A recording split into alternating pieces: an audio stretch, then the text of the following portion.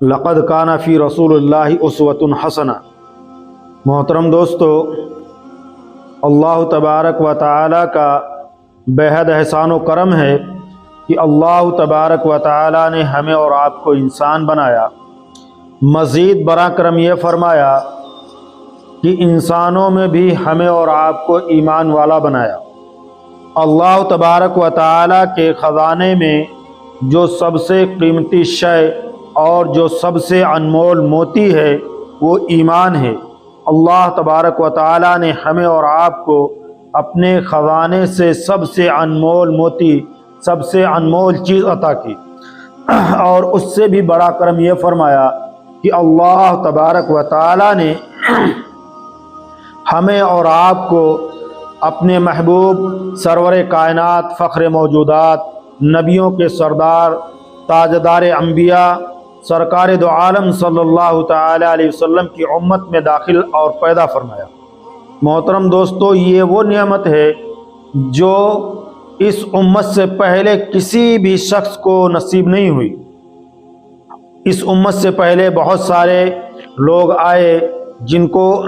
مومن ہونے کا بھی شرف حاصل ہے، صحابی ہونے کا بھی شرف حاصل ہے، اور جتنے اعزاز، جتنے انعامات امت محمدیہ صلی اللہ تعالی علیہ وسلم کے مومنین کو حاصل ہیں، اپنے اپنے نبی کے دور میں ان مومنین کو وہ سارے اعزاز، وہ ساری خصوصیات حاصل تھی، لیکن ہمیں اور آپ کو جو ایک خاصیت، جو ایک صفت، جو ایک اعزاز ملا ہوا ہے نبی پاک علیہ الصلاۃ والسلام کا امتی ہونے کا، یہ ہم سے اور آپ سے پہلے کسی بھی انسان کے نصیب میں نہیں آیا۔ یہ اتنی بڑی دولت ہے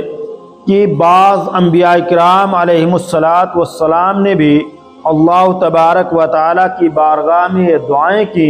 اے بار الہ ہمیں نبوت نہ عطا کر، ہمیں محبوب دو عالم حضرت محمد مصطفیٰ صلی اللہ تعالی علیہ وسلم کا امتی بنا دے۔ محترم دوستو، اللہ کا بے حد احسان و کرم ہے کہ ہم نے نہ کوئی دعا کی، نہ ہم نے اللہ کی بارگاہ میں کوئی عرضی کی، نہ کوئی درخواست دی، محض اللہ تبارک و تعالی کو ہم پر اور آپ پر پیار آیا اور اس کی نظر عنایت ہوئی، اور ہمیں اور آپ کو نبیوں کا سردار حضرت محمد الرسول اللہ صلی اللہ تعالی علیہ وسلم جیسا شفیق اور مشفق اور رحمت للعالمین نبی عطا کر دیا۔ محترم دوستو، اگر ہم اسی ایک نعمت کی اللہ تبارک و تعالی کی بارگاہ میں شکریہ ادا کریں تو نہیں ادا کر سکتے ہیں۔ محترم دوستو، جب ہم کو اور آپ کو ایسا نبی ملا جو ساری کائنات سے افضل ہے، اللہ تبارک و تعالی کے بعد تمام مخلوقات میں سب سے افضل اور اعلیٰ مقام آپ علیہ الصلاۃ والتسلیم کا ہے، پھر اللہ تبارک و تعالی نے ارشاد فرمایا کہ اے لوگو، میں نے اپنے محبوب صلی اللہ تعالی علیہ وسلم کو تمہارے لیے آئیڈیل اور نمونہ بنایا۔ محترم دوستو، ہم اور آپ یہ بات بخوبی جانتے ہیں کہ جب ہم کوئی چیز بیچتے یا خریدتے ہیں، یا کوئی کاروبار کرتے ہیں، تجارت کرتے ہیں، بزنس کرتے ہیں، یا کوئی معاملہ کرتے ہیں، تو ہم ایک نمونہ، ایک سیمپل تجویز کرتے ہیں۔ اگر ہمیں اپنا سامان بیچنا ہے کسی کو تو ہم اس کو ایک سیمپل دکھاتے ہیں کہ ہم آپ کو اس کوالٹی کا مال تیار کر کے دیں گے، یا کہیں سے ہمیں لینا ہے تو ہم اس کے یہاں تیار کردہ سیمپل دیکھتے ہیں کہ آپ کا مال کس کوالٹی کا ہوگا، اس کی کیا خصوصیات ہوں گی، اس میں کیا خوبیاں ہوں گی۔ ہم وہ معاملہ طے کر لیتے ہیں، وہ سیمپل دیکھ لیتے ہیں اور دوسرے کو دکھا دیتے ہیں۔ پھر جب ہم کسی کے یہاں کوئی سامان بھیجتے ہیں یا اس سے وہ سامان لیتے ہیں، پھر ہم اس کوالٹی کو اپنے اس سیمپل، اس نمونہ کی کسوٹی پہ پرکھتے ہیں۔ اگر وہ آیا ہوا مال اسی سیمپل کے مطابق ہے تو ہم اسے قبول کر لیتے ہیں، اور اگر اس سامان میں سیمپل کی کوالٹی میں اور اس آئے ہوئے سامان کی کوالٹی میں فرق ہوتا ہے تو پھر ہم اسے رد کر دیتے ہیں۔ تو اللہ تبارک و تعالی نے اپنے نبی محمد صلی اللہ علیہ وسلم کو ہمارے اور آپ کے لیے آئیڈیل اور نمونہ بنایا ہے۔ تو ہم اور آپ کے اعمال اللہ تبارک و تعالی نبی کریم علیہ الصلاۃ والسلام کے اعمال سے جانچیں گے اور پرکھیں گے۔ جس کا طریقہ نبی کریم علیہ الصلاۃ والسلام کے طریقہ کار کے مطابق ہوگا وہ فلاح و بہبود کو پالے گا، اور جس کا طریقہ نبی کریم علیہ الصلاۃ والسلام کے طریقے سے مختلف ہوگا وہ خسارے اور گھاٹے میں رہے گا۔ پھر اللہ کے حبیب علیہ الصلاۃ والسلام نے ارشاد فرمایا، الصحابہ کالنجوم اقتدیتم اہتدیتم، اے لوگو، یہ ہمارے اور آپ سے اللہ کے حبیب علیہ الصلاۃ والسلام کا خطاب ہے کہ اے لوگو، میرے صحابہ تمہارے لیے نمونہ ہیں، تمہارے لیے مثل ستاروں کے ہیں، تمہارے لیے رہبر ہیں، تمہارے رہنما ہیں، تمہارے آئیڈیل ہیں، تمہارے پیشوا ہیں۔ تم میں سے جو شخص بھی میرے کسی ایک صحابی کی اقتدا کر لے گا تو وہ کامیاب اور کامران ہو جائے گا۔ پھر محترم دوستو، اسی طرح سے درجہ بدرجہ ہر شخص، ہر ایمان والا دوسروں کے لیے آئیڈیل اور نمونہ ہے۔ نبی کریم علیہ الصلاۃ والسلام اس دار فانی میں تشریف فرما رہے، صحابہ کرام رضوان اللہ تعالی علیہم اجمعین نے نبی پاک علیہ الصلاۃ والسلام کی حیات طیبہ کو دیکھا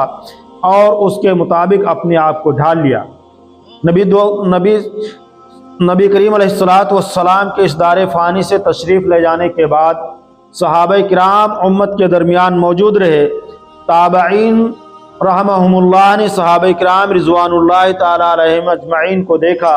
ان کے اعمال، ان کے افعال کو دیکھا، سمجھا، جانا اور اس کے مطابق اپنی زندگیوں کو ڈھال لیا۔ صحابہ کرام رضوان اللہ تعالی علیہم اجمعین دنیا سے تشریف لے گئے تو اپنے پیچھے تابعین کو امت کے لیے آئیڈیل اور نمونہ بنا کر کے گئے۔ تب تابعین نے تابعین کو دیکھا، ان کی زندگیوں کو دیکھا، ان کی زندگیوں کا مطالعہ کیا اور اس سے فائدہ حاصل کیا اور اپنی زندگیوں کو تابعین کی زندگی کے مطابق ڈھال لیا۔ اسی طرح سے ہر ایمان والا غیر کے لیے آئیڈیل اور نمونہ ہے۔ اللہ تبارک و تعالی نے ایک نظام قائم کر دیا ہے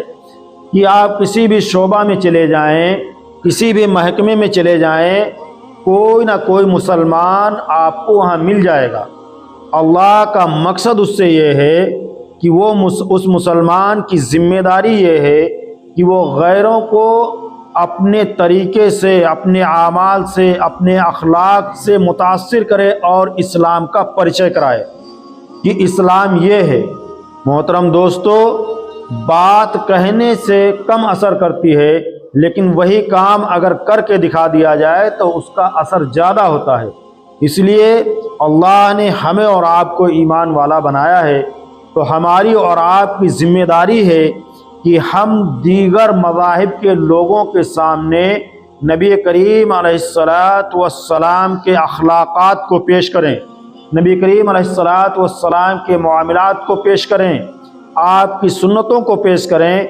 اور وہ مسلمان بن کر کے دکھائیں جو اللہ اور اس کے رسول کو محبوب اور مطلوب ہیں۔ اگر ہم نے اور آپ نے 100% اللہ کے حبیب علیہ الصلاۃ والسلام اور صحابہ کرام اور اولیاء اللہ کے طریقے کے مطابق آج عمل کرنے لگ جائیں تو محترم دوستو، زبان سے تبلیغ کرنے کی ضرورت نہیں پڑے گی۔ ہر آدمی ہمارے اعمال سے متاثر ہو کر یہ ہیں مسلمان، یہ ہیں اسلام کے ماننے والے، یہ ہے اسلام، ہماری طرف اور اسلام کی طرف کھینچے چلے آئیں گے۔ آج جو لوگ اسلام سے دور ہیں، اس کا کہیں نہ کہیں اس کے ذمہ دار ہم اور آپ ہیں۔ ہمارے اور آپ کے عادات، ہمارے اور آپ کے اخلاق، ہمارے اور آپ کے اعمال ہیں۔ کون سا ایسا برا کام ہے، کون سا ایسا برا عمل ہے جو ہم مسلمان آج نہیں کرتے ہیں؟ اور کہیں تو ہم غیروں سے بھی آگے نکل گئے ہیں، خرافات کرنے میں، بدماشیاں کرنے میں، نبی پاک علیہ الصلاۃ والسلام کی سنتوں کا جنازہ نکالنے میں، قرآن کے احکامات کا مذاق اڑانے میں ہم غیروں سے آج آگے نکل گئے ہیں۔ جب غیر دیکھتے ہیں کہ مسلمانوں کی حالت تو ہم سے بھی بدتر ہے تو ہم ان کے مذہب کو اختیار کر کے اس میں داخل ہو کر کے کیا کر لیں گے؟ جب انہی کی نیا پھنسی ہوئی ہے تو ہماری نیا کیسے پار ہوگی؟ اس لیے محترم دوستو، اللہ نے ہمیں اور آپ کو آئیڈیل اور نمونہ بنایا ہے، تو ہمیں اور آپ کو چاہیے کہ ہم اور آپ دنیا کے سامنے اللہ کے رسول علیہ الصلاۃ والسلام، صحابہ کرام، تابعین، تبع تابعین، اولیاء کرام اور ائمہ کرام کے اعمال کو، ان کے اخلاق کو پیش کریں۔ اگر ہم ایسا کرنے والے ہو جائیں تو یقیناً اللہ تبارک و تعالی ہمیں اور آپ کو کامیابی دے گا، اور ہماری اور آپ کی ذات سے اسلام کو سربلندی عطا کر دے گا۔ بس ضرورت یہ ہے کہ ہم 100% نبی پاک علیہ الصلاۃ والسلام کے طریقے کے مطابق زندگی گزارنے والے بن جائیں۔ اللہ تبارک و تعالی ہم سب کو نبی پاک علیہ الصلاۃ والسلام کے طریقے کے مطابق زندگی گزارنے کی توفیق عطا فرمائے، آمین۔